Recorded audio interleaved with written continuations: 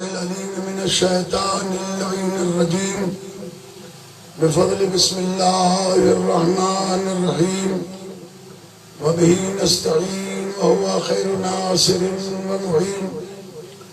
الحمد لله الذي علا في توحده ودنا في تفرده جل في سلطانه وعظم في أركانه مجيدا لم يزل محمودا لا يزال.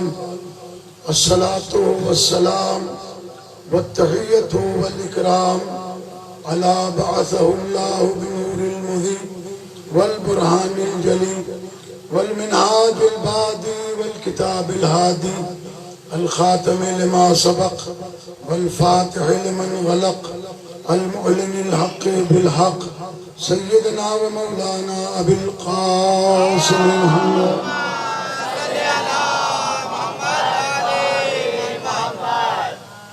ثم الصلاة والسلام على عترته الأطيبين الأطهرين المعصومين الذين أذهب الله عنهم الرجس وطهرهم تطهيرا.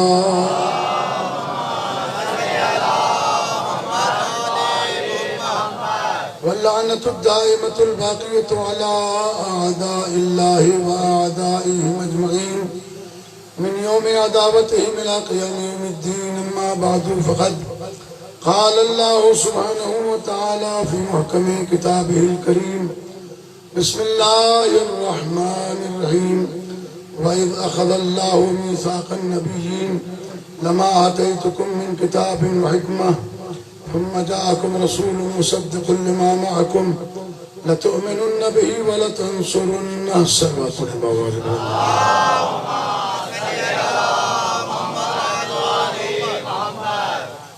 عزیزان محترم، آپ کی عقیدت اور محبت کو سلام پیش کرتا ہوں کہ ان بارسات کے ماحول میں بھی آپ نے امام حسین علیہ السلام کے فرش اعضا کو زینت بخشنے کے لیے دور دور سے سفر اختیار کیا اور تشریف لائے. ان مجالس کا بنیادی مقصد اس پیغام کو پہنچانا ہے جس پیغام کو لے کر 28 سفر کو امام حسین علیہ السلام کربلا کے لیے روانہ ہوئے تھے. 5 مہینے کا سفر امام نے طے کیا ہے اور اگر امام حسین علیہ السلام کے صرف فرامین اور خطبات کو دنیا کے سامنے پیش کیا جائے، زندگی کم ہے، خطبات کی شرح و وضاحتیں زیادہ ہیں.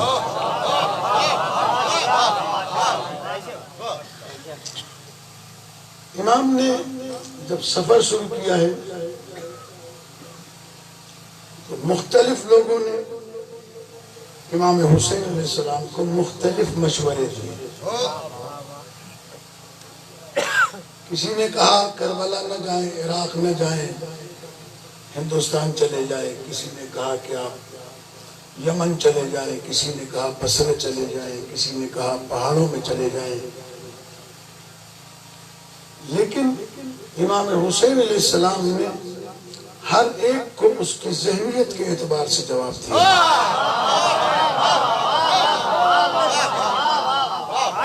تاکہ وہ یہ سمجھ لے کہ میں کسی جنگ کے لیے، کسی فتنے کے لیے، کسی فساد کے لیے، کسی اقتدار کے لیے نہیں جا رہا، بلکہ مجھے وہ شے زندہ کرنی ہے جو نبی کریم کے بعد یزید کی شکل میں ظاہر ہوئی ہے تاکہ اسے دفنا دیا جائے.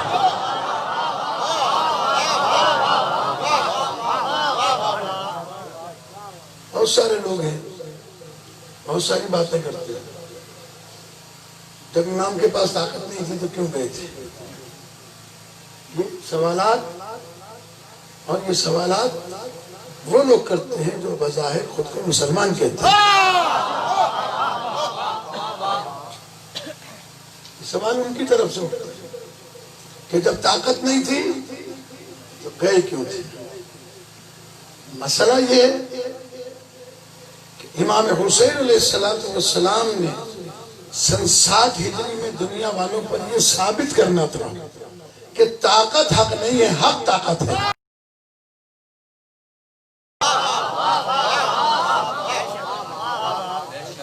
دنیا دولت کو حق سمجھ رہی تھی، دنیا اقتدار کو حق سمجھ رہی تھی، دنیا لشکر کو حق سمجھ رہی تھی، اور سمجھ رہی تھی کہ لفظ غلط ہے، آج تک سمجھ رہی ہے۔ دنیا میں آج بھی لوگ جس کے پاس ووٹر زیادہ ہوں اسے حق سمجھتے ہیں، ووٹ بینک۔ جس کے پاس مال زیادہ ہو اس لیے کہ وہ لوگوں کو خریدنے کی صلاحیت رکھتا ہے۔ تو بس فرق اتنا ہی ہے، کچھ لوگ اپنے آپ کو ایمان کے ہاتھوں بیچتے ہیں اور کچھ لوگ اپنے آپ کو ڈالر اور دینار کے ہاتھوں بیچتے ہیں۔ اس لیے امام حسین علیہ السلام کا جو قیام ہے اس کے مختلف بیانات ہیں۔ علامہ مودودی، سید ابوالعلا مودودی جماعت اسلامی کے سربراہ اور بانی، ان کے اوپر بھی بڑے فتوے لگے، لیکن ظاہر ہے کہ جسے اپنی قبر کا خوف ہوگا وہ جھوٹ نہیں بولے گا،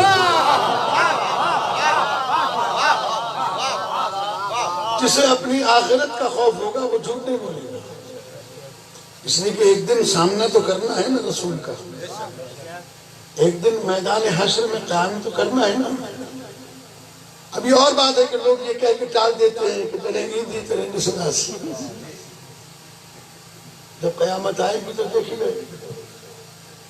حالانکہ ان کو یہ اندازہ نہیں ہے کہ جس کا نام قیامت ہے وہ ایسا مقام ہے کہ جہاں انبیاء کرام بھی نفسی نفسی پکار رہے ہوں گے۔ یوم یفر المرء من اخیہ وامہ وابیہ وصاحبتہ وبنیہ، وہ اتنا ہولناک دن ہے کہ وہ ماں جو اپنے بچوں کی خاطر تکلیفیں اٹھاتی ہے، وہ باپ جو اپنے بچوں کے لیے تکلیفیں اٹھاتا ہے، وہاں وہ بھی بھاگے گا، دوست دوست کے ساتھ نہیں ہوگا۔ ہر آدمی کو خود اپنے آپ کو میدان حشر میں پیش کرنا ہے، اس سے اس کے بارے میں سوال ہوگا، اس نے وہاں جانا ہے۔ لہذا جتنے حق پرست لوگ ہیں اور خاص طور پر علماء، اس لیے کہ علماء میں اور ملا میں ایک فرق ہوتا ہے، عالم میں اور ملا میں ایک فرق ہوتا ہے۔ ملا کا کام ہے لڑانا، عالم کا کام ہے ملانا۔ اور اب دنیا بدل گئی ہے، معیار ختم ہو گیا ہے، مسلمانوں کے پاس فرصت نہیں ہے، خود قرآن بھی نہیں پڑھتے، کتاب بھی نہیں دیکھتے، لہذا جو جس نے بتا دیا اسے قبول کر لیتے ہیں، اس لیے کہ جب اپنے پاس نہیں ہے کچھ تو یہی ہوگا۔ اس لیے علماء کرام نے، چاہے وہ اہل سنت کے ہوں یا اہل تشیع کے ہوں یا کسی بھی مکتب کے ہوں، جو عالم ہیں انہوں نے حق لکھا بھی ہے اور بتایا بھی ہے۔ توجہ ہے آپ کی؟ دیکھیے دیر تو ہو گئی ہے، آج تھوڑا سا کم پڑھوں گا، کل سے پھر انشاءاللہ ٹائم کے ساتھ۔ علماء نے لکھا بھی ہے اور بتایا بھی ہے۔ مولانا سید ابوالعلا مودودی رحمۃ اللہ علیہ سے جب پوچھا گیا کہ مولانا جب صحابہ کرام نے حسین یزید کی بیعت کر لی تھی تو حسین نے کیوں نہیں کی؟ یہ سوال کہ جب انہوں نے بیعت کر لی تھی تو حسین نے کیوں نہیں کی؟ تو مولانا سید ابوالعلا مودودی کا جملہ محفوظ کیجئے گا، تاریخی جملہ انہوں نے کہا کہ اگر میں ہوتا تو میں یہ کہتا جب حسین نے نہیں کی تھی تو انہوں نے کیوں کی؟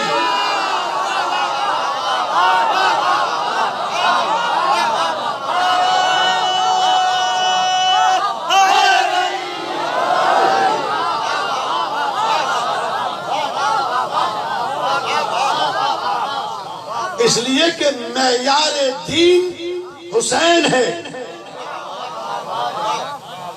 معیار دین حسین ہے. کہا کہ جب حسین نے نہیں کی تھی انہوں نے کیوں کر؟ عزیزان گرامی، یہ سوچنے کا فرق ہے. انسان جانور نہیں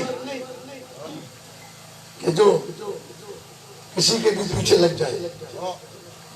اونٹ اتنا بڑا جانور ہے، اس کی مہار آپ چوہے کی پوچھ میں باندھتے ہیں، چوہا چلے گا اونٹ اس کے پیچھے چلا جائے گا، اسے پتہ ہی نہیں ہے کہ کس کے پیچھے جانا. اور آپ تو اس کو دیکھ سکتے ہیں، سمجھ سکتے ہیں. یہاں تو ہوں گے اونٹ،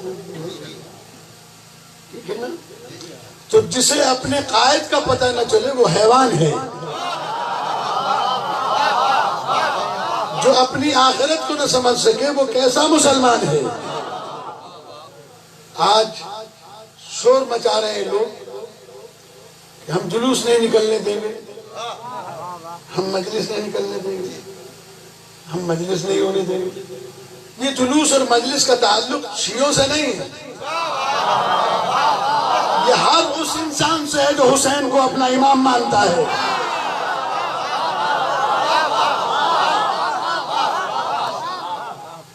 حسین کو اپنا امام مانتا ہے، وہ سنی ہو یا شیعہ ہو. ہم نے تو اس کا جواب نہیں دیا، لیکن ایک اہل سنت عالم نے جواب دیا، اور انہوں نے کہا، کہنے لگے کہ اب باتیں بہت ہو چکی، اب مناظرہ نہیں ہوگا، اب مباہلہ ہوگا. آ جاؤ میدان میں، یا تم اپنے آپ کو حق پر ثابت کرو یا ہم بتاتے ہیں کہ بطول حق پر تھی.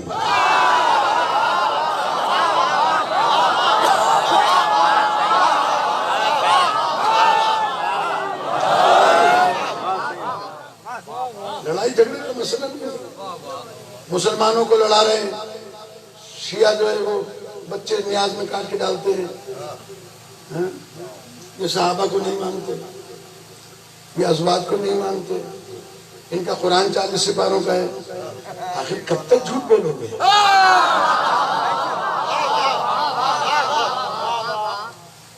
آپ کو پتا ہے خداوند عالم نے لعنت اللہ علی الکاذبین قرآن میں کہا ہے، جھوٹوں پر اللہ کی لعنت ہے. تم تو یہ جھوٹ مسلمان کو بتا رہے ہو، تم رحمت کے حقدار ہو یا لعنت کے حقدار ہو؟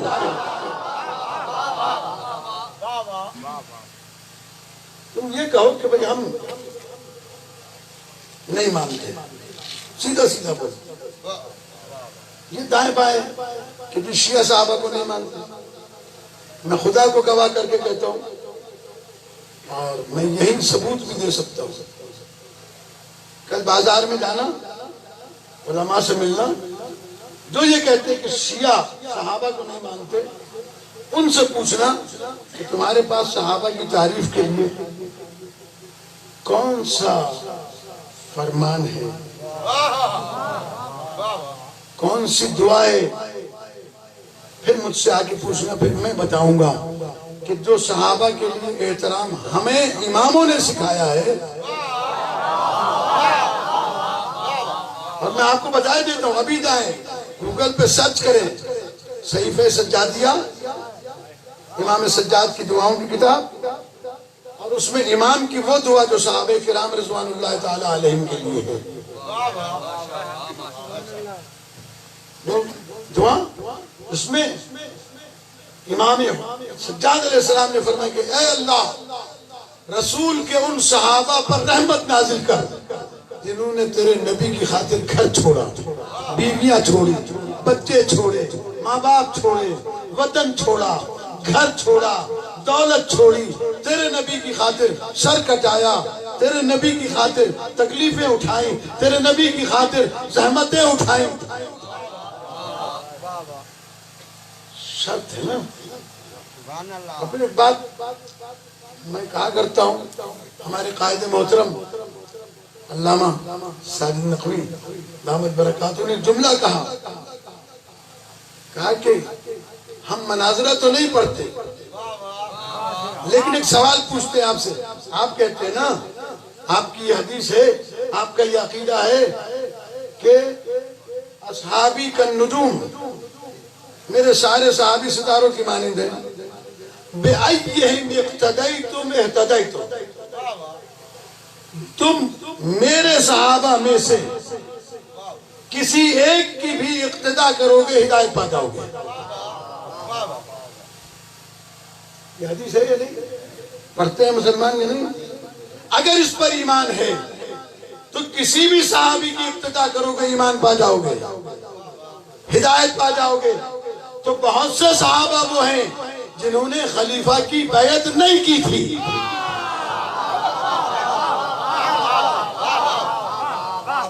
تو کیا ہم اس کی اقتدا کر کے ہدایت نہیں پا سکتے؟ کیا وہ صحابیت کی لسٹ نکل جائے گا؟ لیکن یہ جھگڑوں والی باتیں نہ کریں. میں نے یہ مثال اس لیے دی ہے کہ آپ قانون وہ بنائیں جس قانون پر خود عمل کر سکیں. دو قانون نہیں چلتے. صحابہ کرام کا رتبہ اپنا ہے, اہل بیت کا رتبہ اپنا ہے. یا تو یہ ساری روایتیں کتابوں سے نکال دو اور کہو یہ ساری روایتیں غلط ہیں, اور یا پھر تسلیم کرو جب یہ روایتیں ہیں تو پھر مسلمانوں کو لڑاؤ نہیں. یہ کہہ دو کہ بھئی یہ روایت ہے, ہم نہیں مانتے. سیدھی سی بات ہے نا, روایت ہے ہم نہیں مانتے, اس میں کوئی برائی نہیں ہے کہ ہم نہیں مانتے. ہر ایک کو حق حاصل ہے. لا اکراہ فی الدین, دین میں جبر نہیں ہے. قد تبین الرشد من الغی, اللہ نے ہدایت اور گمراہی کو الگ الگ کر کے دکھا دیا ہے. جس کی مرضی ہدایت پہ چلے, جس کی مرضی گمراہی پہ جائے. تو جبر تو نہیں ہے, زبردستی تو نہیں ہے. تو جب جبر اور زبردستی نہیں ہے تو پھر آپ مسلمانوں کو لڑانے کی کوشش نہ کریں. یہ مسلمان جو ایک دوسرے کے غم میں خوشی میں بھی شریک ہوتے ہیں, اور اکثریت مسلمانوں کی حسین کے غم میں بھی شریک ہوتی ہے. ٹھیک ہے نا آپ کی بات؟ میں آخری بات ایک کہنا چاہتا ہوں, اس کے بعد میں آیت کا ترجمہ کروں گا اور میں آپ کو بات کو آگے بڑھاؤں گا. کیونکہ آپ آئے ہیں تو آپ یہاں فرش اعضاء پر بیٹھے, نہ شیعہ بن کر, نہ سنی بن کر, نہ دیوبندی بن کر, نہ بریلوی بن کر, ایک مسلمان بن کر بیٹھے اور دیکھیں جو باتیں میں کہہ رہا ہوں اگر وہ سچ ہیں تو مانے, سچ نہیں ہے غلط ہے تو میں ذمہ وار ہوں. 9 دن تک آپ سوال پوچھ سکتے ہیں, مجلس پہ کھڑے ہو جائیں.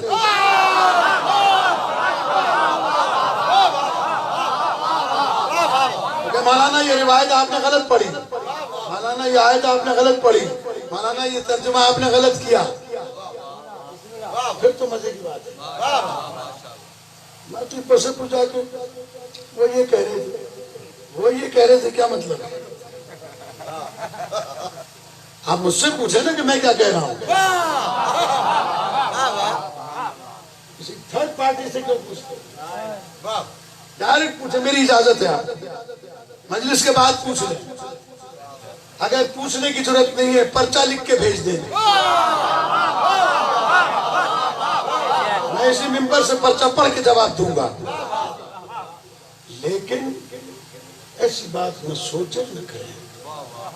اللہ نے انسان کو صاحب عقل بنایا ہے, صاحب بصیرت بنایا ہے.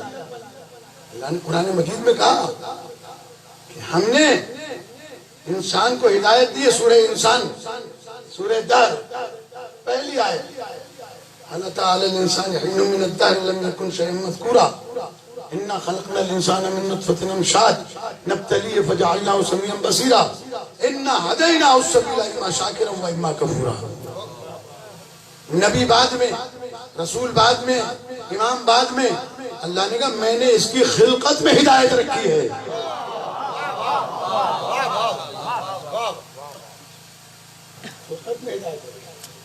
اگر خلقت میں ہدایت نہ رکھتا اللہ تو کبھی بھی کافر کے گھر میں پیدا ہونے والا بچہ اللہ کی تلاش میں نہ نکلتا.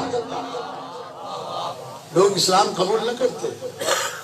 اندرون اللہ نے وجعلنا سمیعا بصیرا، ہم نے انسان کو سمیع و بصیر بنا کر بھیجا ہے. دیکھیے سامع اور باصر ایک لفظ ہے اور سمیع و بصیر ایک لفظ ہے. سامع کہتے ہیں سننے والے کو، سمیع کہتے ہیں سن کر سمجھنے والے کو، باصر کہتے ہیں دیکھنے والے کو، بصیر کہتے ہیں جو آنکھوں سے دیکھ کر پاس لے جائے بات کو کہ بات صحیح ہے یا غلط. صحیح کو غلط نہ کہیں، غلط کو صحیح نہ کہیں، سچ کو جھوٹ نہ کہیں، جھوٹ کو سچ نہ کہیں. اس لیے میں نے جو عنوان رکھا نا بنیاد اسلام اور قرآن، تو اسلام کی بنیاد کیا ہے؟ بیسک اسلام کے بیسکس کیا ہے؟ فاؤنڈیشن کیا ہے؟ اسلام کہاں سے شروع ہوتا ہے؟ اسلام کی بنیاد کہاں سے پڑی ہے؟ وہ سمجھنے کی بات ہے، وہ سوچنے کی بات ہے، وہ غور کرنے کی بات ہے. اگر آپ نے سوچا سمجھا، یہاں آپ بالکل الگ ذہن سے بیٹھے، آپ نہ شیعہ ہیں یہاں نہ سنی ہیں، آپ یہاں کون ہیں؟ مسلمان ہیں اور انسان ہیں. انسان ہے اور مسلمان. مسلمان کے معنی کیا ہے؟ مسلمان کے معنی کیا ہے؟ لا الہ الا اللہ محمد رسول اللہ پڑھ لیا مسلمان ہو گیا؟ نہیں، یہ تو زبانی مسلمان ہے.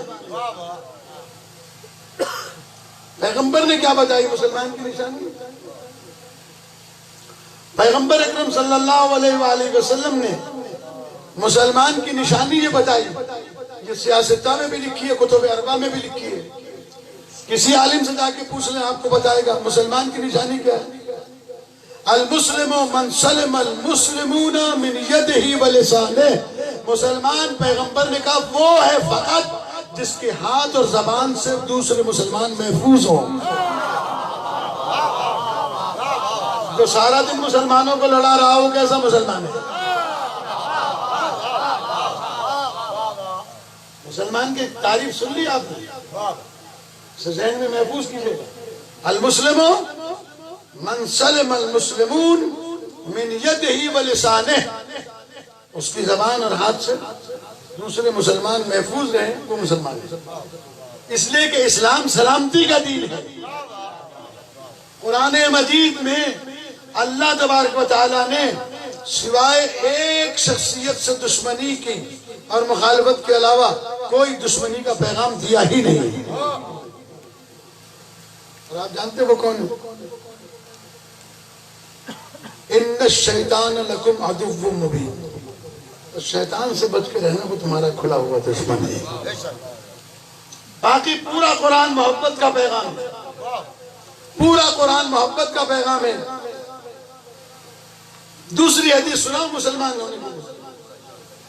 آپ دکھی ہو جائے تو چلے جائے، بات کھڑی کرے بجھا تو بدھی نہ بھی ہو، ہاتھ کھول کر یہ باتیں ضروری ہیں، یہ آپ کے کانوں تک آنی چاہیے. پیغمبر اکرم صلی اللہ علیہ وآلہ وسلم فرماتے ہیں کہ من یصبح ولم یہتم بامور المسلمین فہو لیس بمسلم. پیغمبر فرماتے ہیں جو صبح کو اٹھے بستر سے اور مسلمانوں کی خراب حالت کے بارے میں نہ سوچے اور مسلمانوں کی حالت کو بہتر بنانے کے لیے نہ سوچے، پیغمبر فرماتے ہیں یہ مسلمان نہیں ہے.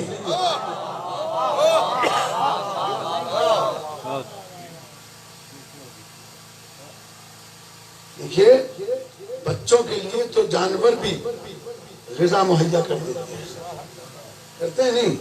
پرندہ بھی مہیا کرتا ہے. اگر آپ ہی نہ کر دیا تو کیا ہوگا؟ آپ کو انسان بنایا ہے اللہ نے، انسانیت کا شرف عطا کیا. تو جب اللہ جل جلالہ عز شانہ یہ دنیا بنا کر ہدایت کے لیے انسان کو بھیجنا چاہتا تھا، عالم زر میں اللہ نے تمام انبیاء سے وعدہ لیا. لیکن میں آج بنیاد کی طرف جا رہا ہوں. کیا بنیاد ہے؟ وَإِذْ أَخَذَ اللَّهُ مِيثَاقَ النَّبِيِّينَ لَمَا آتَيْتُكُم مِّن كِتَابٍ وَحِكْمَةٍ ثم جاءكم رسول مصدق لما معكم لتؤمنن به ولتنصرنه. بہت توجہ رکھیے گا، اس آیت کا ایک ایک لفظ بہت اہم ہے، اور میں انشاءاللہ اس عشرے میں اس کی وضاحت کروں گا آپ کی خدمت میں. یاد کرو اس وقت کو، وَإِذْ أَخَذَ اللَّهُ، یاد کرو اس وقت کو جب اللہ نے لیا کیا؟ میثاق. میثاق کسے کہتے ہیں؟ وعدہ. آپ کے یہاں زمینیں لکھوائی جاتی ہیں اس کو کہتے ہیں وثیقہ. اللہ نے تمام نبیوں سے، یہ نبی کہاں تھے جن سے اللہ نے میثاق لیا؟ یہ عالم ارواح میں تھے، ابھی زمین پر نہیں آئے تھے. وَإِذْ أَخَذَ اللَّهُ مِيثَاقَ النَّبِيِّينَ، تمام نبیوں سے میثاق لیا. کیا میثاق لیا؟ کہ لما آتیتکم من کتاب و حکمہ، اے میرے نبیوں، اے انبیاء، جب میں تمہیں کتاب اور حکمت دے دوں،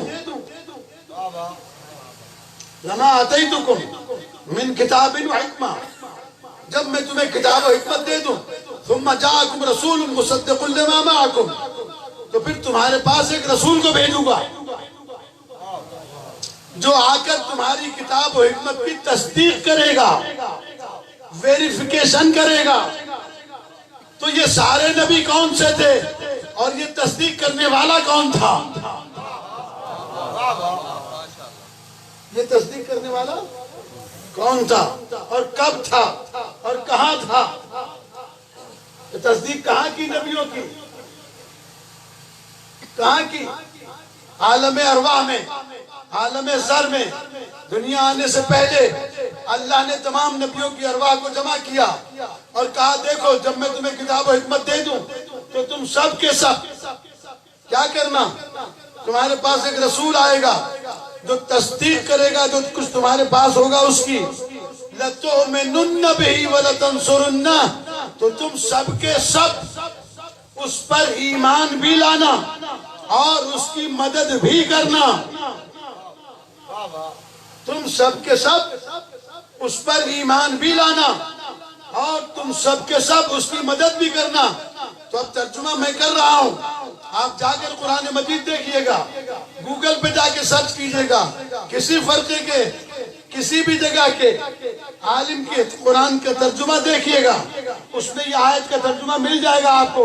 تو پھر ایک بات سوچئے گا بیٹھ کے، جس رسول کے اوپر ایمان لانے کے بعد اللہ نے آدم سے لے کے عیسیٰ تک تمام نبیوں کو نبوت دی تھی، اسے نہیں پتا تھا کہ میں رسول ہوں؟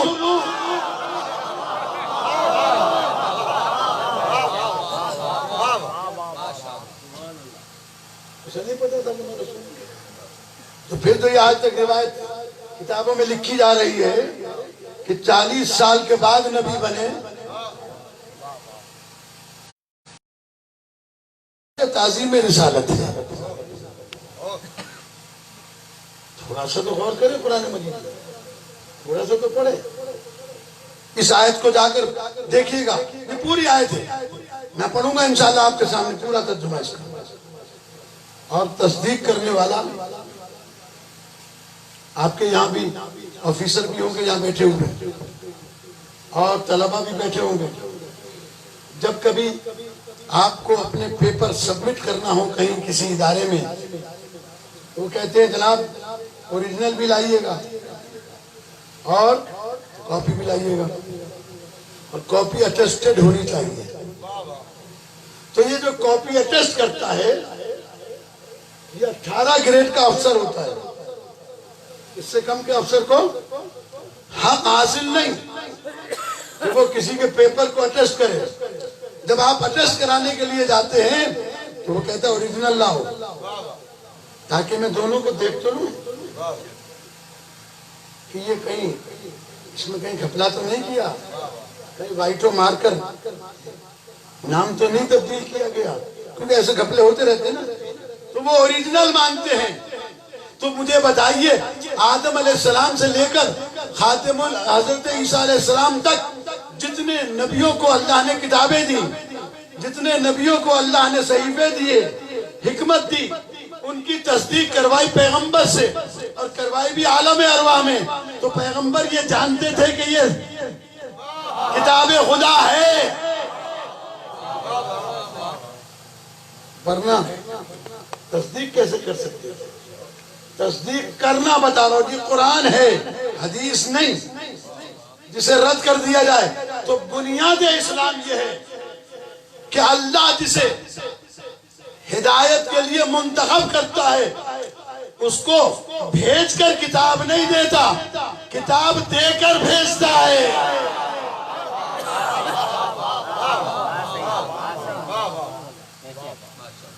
بھیج کر کتاب نہیں دیتا، کتاب دے کر بھیجتا ہے۔ اسی لیے کہا میں کتاب و حکمت دے رہا ہوں، میرا رسول آ کر تصدیق کرے گا، جب تصدیق کرے گا تو تم ایمان لانا۔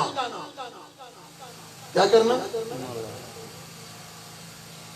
ایمان لانا، لیکن صرف ایمان لانا نہیں، لَتُؤْمِنُنَّ بِهِ، لام تاکید بنون تاکید، 4 مرتبہ کم سے کم ہم اردو یا سندھی میں کہتے ہیں ضرور ضرور ضرور ضرور یہ کام کرنا ہے، تو اس کے لیے لام تاکید بنون تاکید استعمال ہوتا ہے۔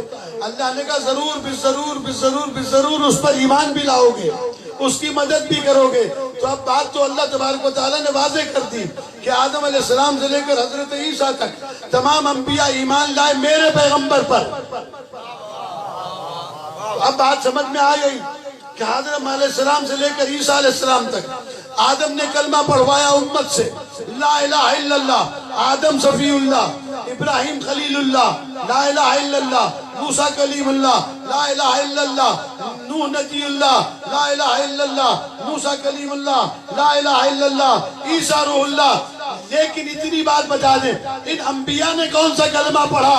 تو پھر سارے علماء متفقہ طور پر کہیں گے ہر نبی نے اپنی امت کو اپنا کلمہ پڑھوایا، اور ہر نبی نے ہمارے نبی کا کلمہ پڑھا۔ آدم نے پڑھا لا الہ الا اللہ محمد الرسول اللہ، نوح نے پڑھا لا الہ الا اللہ محمد الرسول اللہ، ابراہیم نے پڑھا لا الہ الا اللہ محمد الرسول اللہ، موسیٰ نے پڑھا لا الہ الا اللہ محمد الرسول اللہ، عیسیٰ نے کہا لا الہ الا اللہ محمد الرسول اللہ۔ آج سارے علماء مل کے کہتے ہیں یہ امام الانبیاء ہیں، تو پھر ہمیں اس بات کا خیال رکھنا پڑے گا یا نہیں کہ جو امام الانبیاء ہے آدم سے لے کر عیسیٰ تک جس کا کلمہ سارے نبی پڑھتے ہو، اسے پتہ نہیں تھا کہ میں نبی ہوں؟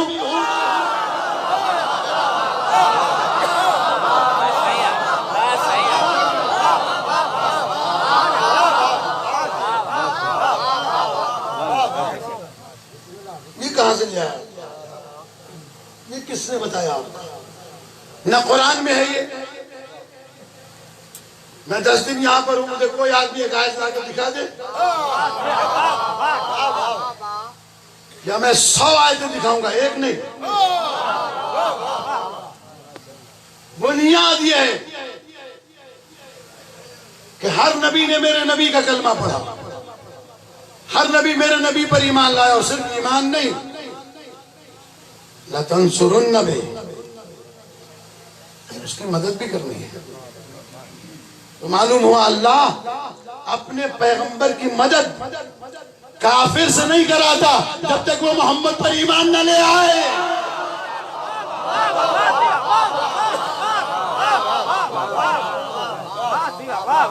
جس کی آغوش میں محمد کو دیا، کہتے اس نے کلمہ نہیں پڑھا، وہ مسلمان نہیں۔ خدا کے واسطے کیوں مسلمانوں کو ہم تو ڈوبیں گے صنم تم کو بھی لے ڈوبیں گے، کیوں مسلمانوں کو غلط باتیں بتاتے؟ اب آپ کو میں بتاؤں، سوچئے گا، میں غور کی باتیں بتاؤں، اس لیے کہ وہ اہل سنت کے علماء جو حق پرست ہیں اتنے قصیدے تو ابو طالب علیہ السلام کے شیعوں نے نہیں لکھے جتنے انہوں نے لکھے. علامہ سائنٹسٹ فیصل آبادی نے 2 جلدوں میں ایمان ابو طالب پہ کتاب لکھی. ابھی موجودہ ایک ڈاکٹر صاحب نے 18,000 صفحات پر جناب ابو طالب پہ کتاب لکھی. وہ کہتے ہیں کہ میری تحقیق کے مطابق قرآن مجید کی 4,500 آیتیں پیغمبر پر اس وقت اتری جب پیغمبر ابو طالب کے پہلو میں بیٹھا ہے.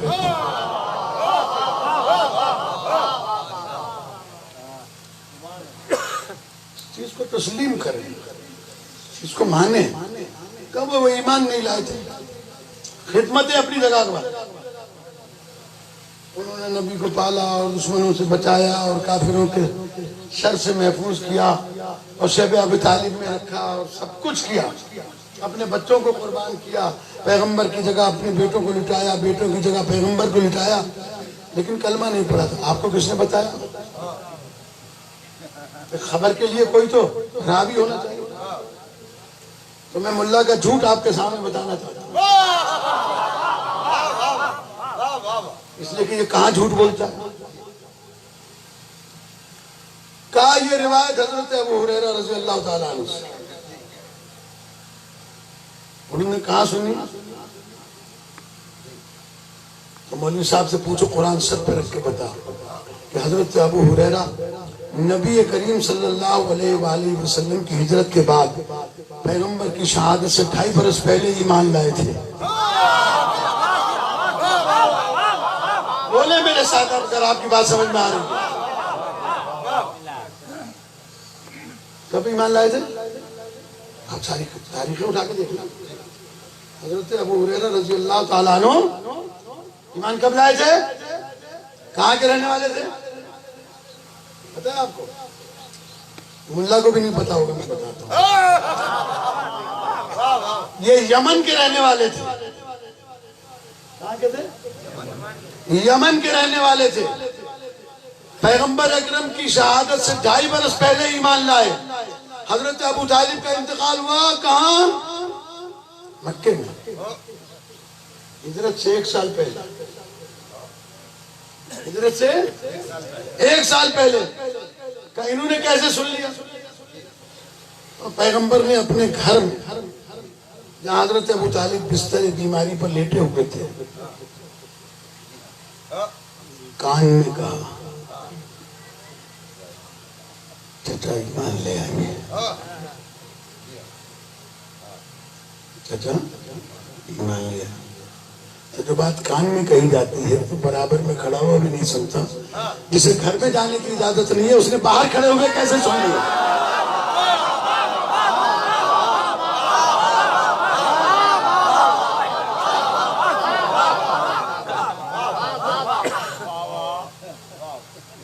سب لائے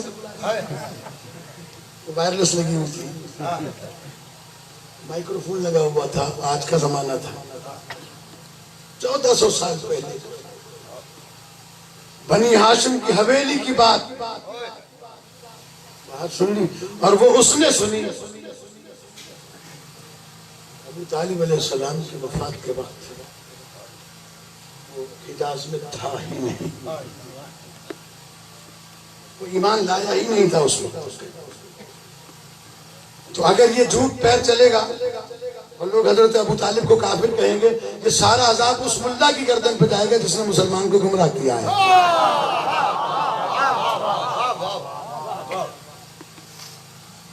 اپنا جھوٹ تو برداشت نہیں کر سکتا تو اتنے سارے لوگوں کا لے کے جائے گا تو قبر میں حشر کیا ہوگا؟ سچ بتاؤ کہ ہمیں ابو طالب سے دشمنی ہے, یہ تو کہہ نہیں سکتے. دشمنی ابو طالب سے بھی نہیں, دشمنی ہے ابو طالب کے بیٹے سے. اور ہندوستان کے ایک شاعر نے کیا خوب کہا ہے, عمر دراز نام ہے ان کا, دیوبندی ہے, اہل سنت سے تعلق رکھتے ہیں. انہوں نے 4 مصرے کہے, اگر آپ کی اجازت ہو تو میں آپ کو سنا لوں. کہ ناز سے پالا ہو جس نے احمد مختار کو, ناز سے پالا ہو جس نے احمد مختار کو, परवरिश को क्या सिला देते हैं लोग। दुश्मनी बेटे से है, बेटे पे बस चलता नहीं, दुश्मनी में बाप को काफिर बता देते हैं लोग।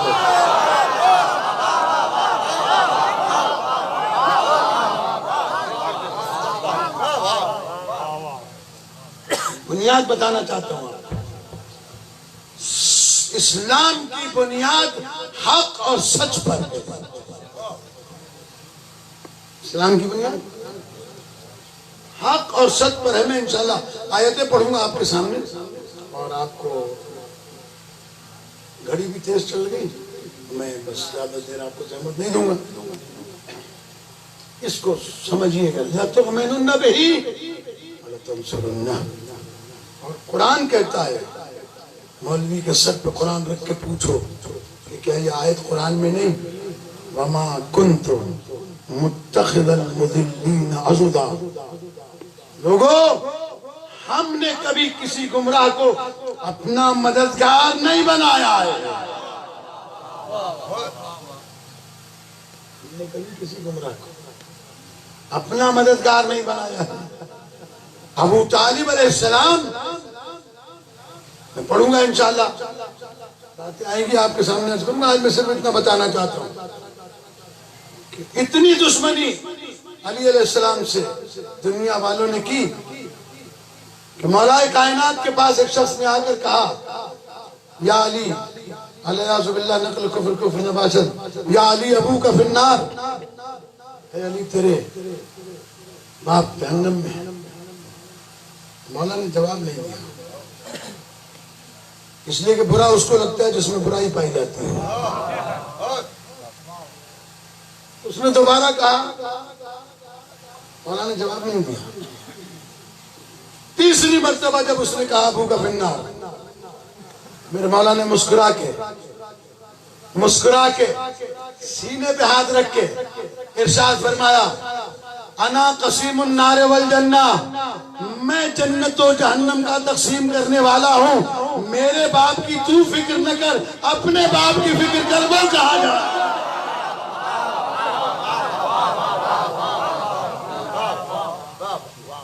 जन्नत और जहन्नम तो मैं तकसीम,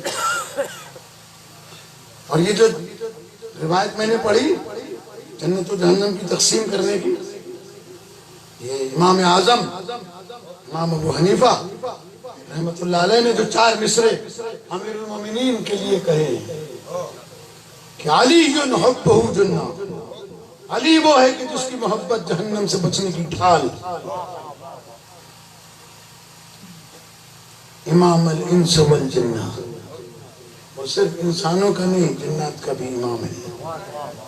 वसीये मुस्तफा का, वो पैगंबर का वसीये पर हक भी है। वसीमुन नारे वल जन्ना, और जन्नत और जहन्नम का तकसीम करने वाला भी है। जाने मोहतरम, मैं कुरान मजीद की आयतें पढ़ता हूँ, कुरान मजीद से गुफ्तगू होगी, और वो हदीस जो सारे मुसलमानों ने मुत्तफ़क़ तौर पर तस्लीम की, उनको पढ़ूंगा।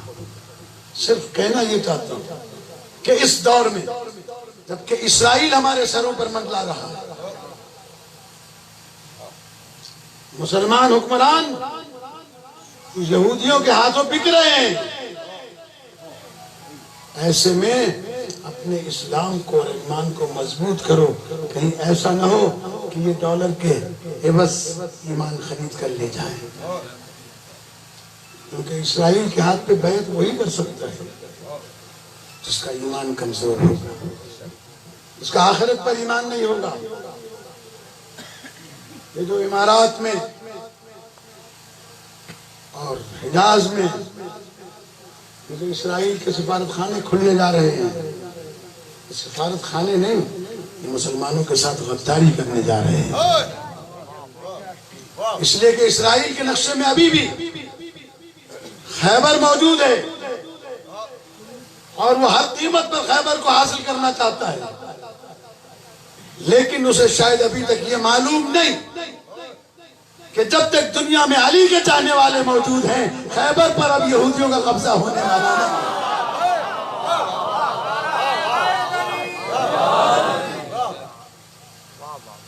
اور یہودی ہمارا دشمن بھی اس لیے ہے، ہمارا امام علی ہے اور علی نے خیبر فتح کیا تھا۔ عیسائی تمہارا دشمن ہے کہ مباہلے میں شکست کھائی، قادیانی تمہارا دشمن ہے کہ اسے شیعوں نے کافر قرار دیا۔ تو اس وقت ضرورت اس امر کی ہے، مسلمان متحد ہو، مسلمان متفق ہو، ایک صف میں کھڑے ہو جاؤ۔ میں ہمیشہ کہا کرتا ہوں اپنے علاقے کی مسجد میں نماز پڑھو، شیعوں کی ہے اور سنی جا کے ہاتھ باندھ کے پڑھے، سنی کی مسجد شیعہ ہاتھ کھول کے پڑھے، تاکہ کسی ملا کو شرارت کا موقع ہی نہ مل سکے۔ اگر مسجدیں اللہ کی بنا لو، گھر کے پڑوس کی مسجد میں نماز پڑھو، یہی ہمارے پیغام ہے۔ اور اگر کسی کو شک ہے تو دیکھیں کتابوں کے اندر، آئیں میں آپ کو بتاتا ہوں۔ امام حسین علیہ السلام کا قیام آسان تھا،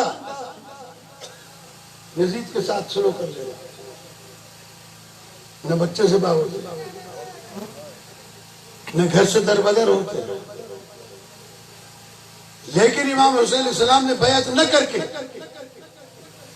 دنیا میں پرچم حق کو بلند کیا ہے، اس لیے کہ حسین کی بیعت آدم سے لے کر خاتم تک تمام انبیاء کی بیعت،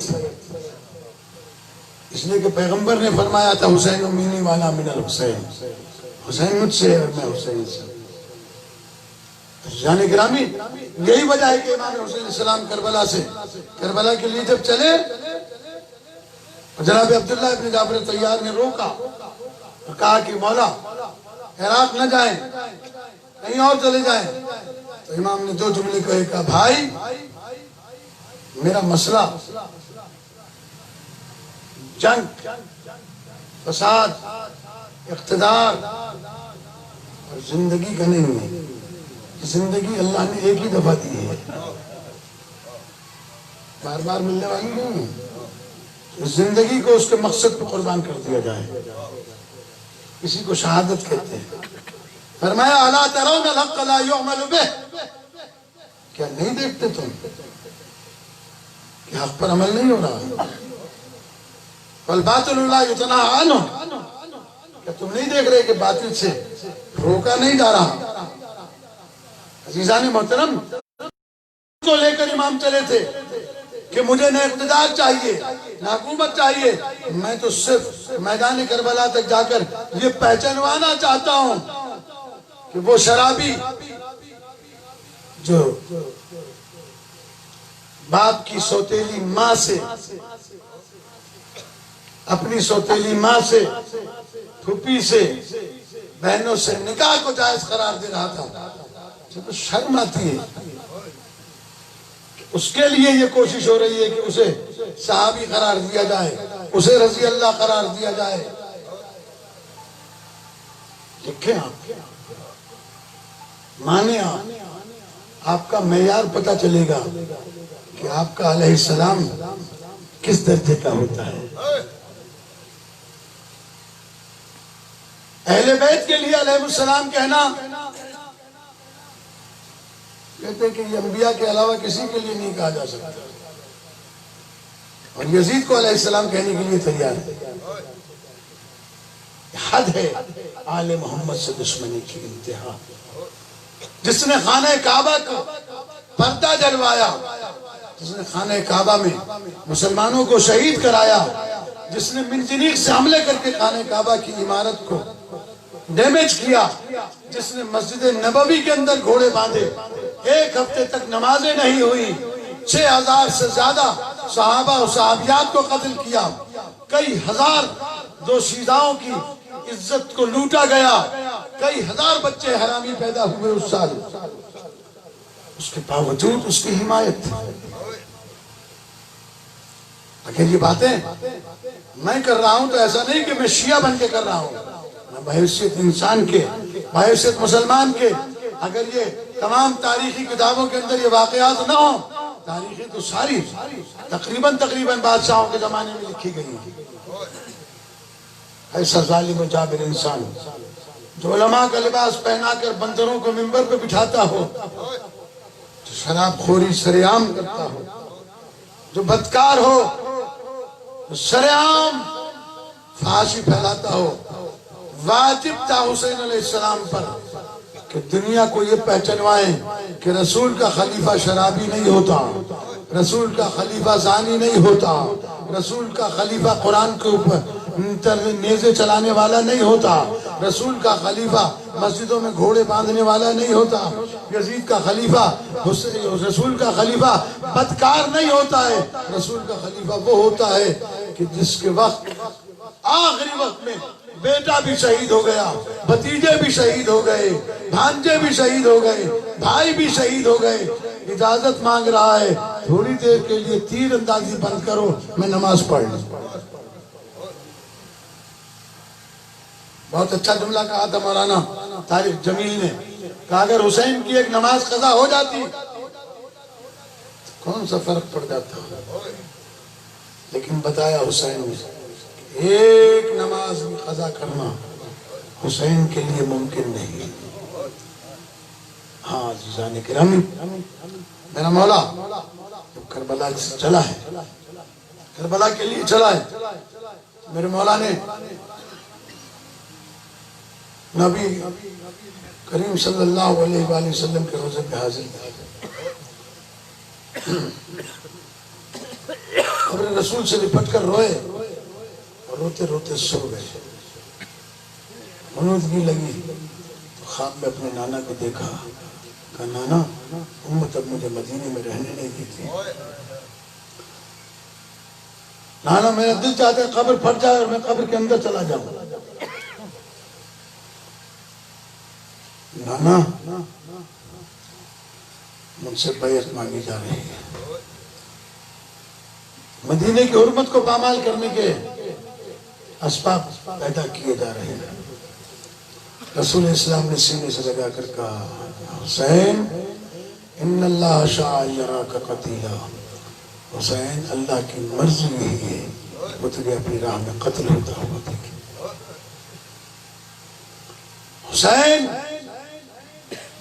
اللہ کا ارادہ یہ ہے کہ ان اللہ شاء ان یراہن سبایا، اللہ چاہتا ہے کہ میری بیٹیاں قید ہو کر بازاروں میں جائیں لیکن دین اسلام بچ جائے، اللہ کی وحدانیت کا کلمہ بچ جائے، اللہ کی رسالت کا کلمہ، اللہ کے رسول کی رسالت بچ جائے. منبر پر بیٹھنے والا اعلان کر رہا تھا لعبت بنو ہاشم بالملک فلا خبر جاء ولا وحی نزل، بنی ہاشم نے حکومت کے لیے ڈھونگ رچایا تھا، نہ کوئی فرشتہ آیا تھا نہ کوئی وحی آئی تھی. امام حسین السلام خواب سے بیدار ہو گئے، چلے ماں کی قبر پہ آئے. عزاداروں بڑا دشوار ہوتا ہے ماں کی قبر کو چھوڑنا. آواز دی السلام علیک یا امہ، اے مادر گرامی حسین کا سلام کرو. اماں وہ حسین جس کے آنسو برداشت نہیں کرتے تھے، وہ حسین کربلا کے لیے جا رہا ہے. نانا اب میں نہیں آؤں گا واپس. اماں پھر بھائی کی قبر پر آئے، بھائی سے رخصت ہوئے، پھر گھر آئے، فہرست تیار کی جانے والا ہے. جب فہرست تیار کرنے لگے جناب زینب کبریٰ فرماتی ہیں بھیا میرا نام نہیں ہے. امام فرماتے ہیں زینب کبریٰ سلام اللہ علیہ سے، بہن میں شریعت کا پاسدار ہوں، میرے بابا نے تمہارا ہاتھ عبداللہ کے ہاتھ میں دیا تھا، اس سے تمہاری شادی ہو چکی ہے، جب تک وہ اجازت نہیں دے گا میں اجازت نہیں دوں گا، میں تمہیں ساتھ لے کے نہیں چلوں گا. بس عزاداروں میری شہزادی تیز قدم بڑھاتی ہوئی آئی گھر. ایک مرتبہ جناب زینب عالیہ سلام اللہ علیہ نے جناب عبداللہ کے سامنے اپنا دامن پھیلایا، آواز دے کے کہتی عبداللہ جب سے میرے بابا نے مجھے تمہارے ساتھ باندھا، جب سے میری شادی تم سے کی، میں نے کبھی تم سے کوئی سوال نہیں کیا، میں نے کبھی تم سے کوئی فرمائش نہیں کی، بس عزادارو یہ جملہ سن کر جناب عبداللہ رونے لگے، کہتے ہیں کہ بتاؤ تو صحیح ہوا کیا ہے؟ کہا تم جانتے ہو میں حسین سے کتنی محبت کرتی ہوں، میں حسین کے بغیر نہیں رہ سکتی، حسین جب تک گھر نہ آ جائے میں گھر نہیں آتی، جب تک حسین صبح کو نکلتا ہے گھر سے میں اس سے پہلے اس کے گھر چلی جاتی ہوں، میں حسین کے بغیر نہیں رہ سکتی۔ جناب زینب کبریٰ نے کہا، جناب عبداللہ نے کہا جاؤ میری اجازت ہے۔ شہزادی پلٹی، تیز قدم چلا کر بھائی کے پاس جانے کے لیے ابھی چند قدم اٹھائے تھے کہ ایک مرتبہ جناب عبداللہ کی آواز پھر آ گئی، کالی کی بیٹی ذرا میرے قریب آؤ۔ جناب زینب کبریٰ کی نبضیں رکنے لگی، آواز دے کر کہتی عبداللہ کیا بات ہے؟ کہا علی کی بیٹی مولا کے ساتھ جا رہی ہو، مشکل وقت آ پڑ سکتا ہے، میرے مولا پر اگر کوئی مصیبت کا وقت آئے ان بیٹوں کو ساتھ لے جاؤ، ایک کو اپنی طرف سے اور ایک کو میری طرف سے قربان کر دینا۔ عزادارو آج کی مجلس امام کی رخصتی پڑھی جاتی ہے، بس عزادارو جناب زینب کبریٰ واپس آئیں، کہا بھیا میں اجازت لے آئی۔ امام نے فرمایا سامان اونٹوں پر بار کیا جائے، ناکوں پر سامان رکھا جانے لگا۔ امام بیٹی کے سراہنے آئے، وہ بیمار بیٹی جو چارپائی پر غشی کے عالم میں پڑی ہوئی تھی، امام نے سر جھکا کر بیٹی کو دیکھا، آنکھوں سے آنسو ٹپک پڑے۔ جناب صغریٰ نے آنکھیں کھولی، ایک مرتبہ باپ کو روتے ہوئے دیکھا تو کہنے لگی بابا رونے کا سبب کیا ہے؟ کہا صغریٰ آج تمہارے اور ہمارے درمیان آج فراق ہے۔ جناب صغریٰ نے جو دائیں بائیں دیکھا تو گھر میں اسباب نظر نہیں آئے، علی اصغر کا جھولا بھی نظر نہیں آیا۔ کہا بابا یہ علی اصغر کا جھولا کہاں گیا؟ اصغر بھی ہمارے ساتھ چل رہا ہے۔ عزادارو یہ بات برداشت نہیں ہوئی، ایک مرتبہ جناب صغریٰ سلام اللہ علیہ نے پھوپھی کو آواز دے کر کہا پھوپھی اماں ذرا مجھے سہارا دے کر بٹھائیے۔ جناب زینب کبریٰ نے صغریٰ کو سہارا دے کر بٹھایا۔ جناب صغریٰ نے جناب زینب کبریٰ کے گلے میں بائیں ڈال دی، کہا پھوپھی اماں تنہائی میں مر جاؤں گی، مجھے ساتھ لے چلے، اگر ہماریوں میں جگہ نہیں تو مجھے فضا کی ہماری میں بٹھا۔ جناب زینب کبریٰ فرماتی ہے صغریٰ امام کا حکم یہی ہے کہ صغریٰ گھر پہ رہے۔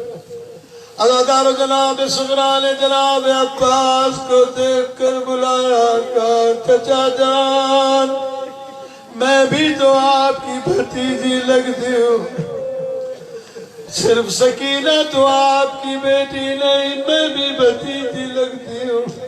جناب عباس نے رو کر سر جھکا لیا، کہا صغریٰ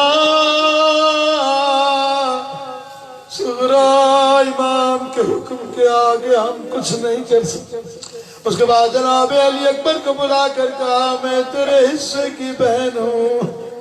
جناب علی اکبر نے بھی یہی جواب دیا۔ عزادارو امام نے بیٹی کو سینے سے لگا کر رخصت کیا، دلاسا دیا کاظم صغریٰ جا رہا ہوں، وقت بہت سخت، گرمی کا موسم ہے، تم بیمار ہو، اگر موقع ملا تو میں اکبر کو بھیج کر تمہیں بلا لوں گا۔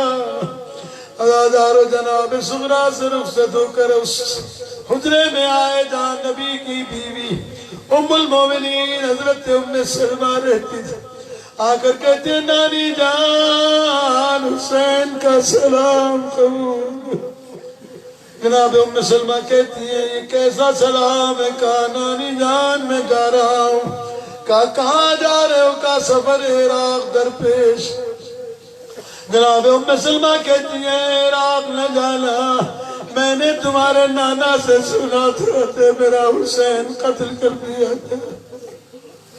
عزادارہ نے مظلوم بس میں نے آپ کی زحمتوں کو تمام کیا، آپ کی آوازیں بلند ہوئی۔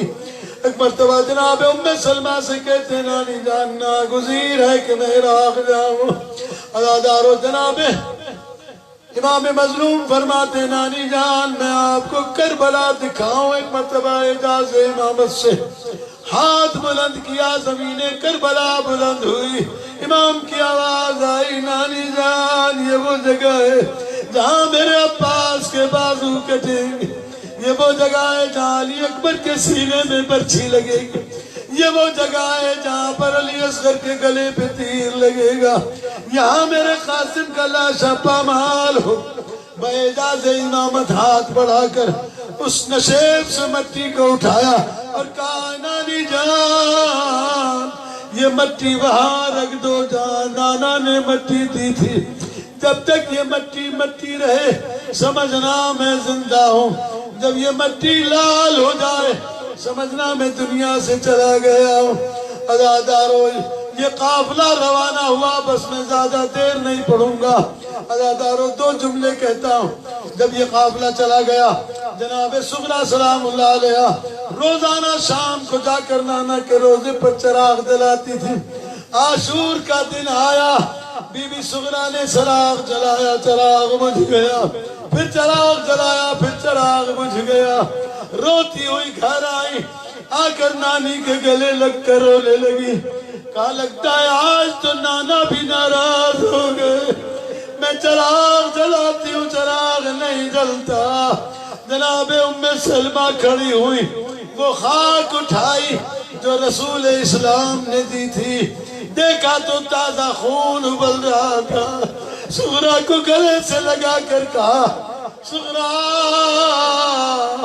سغرا اب یہ چراغ کیسے جلے گا کہ قبر نبی کا چراغ مدینے میں گل ہوگا.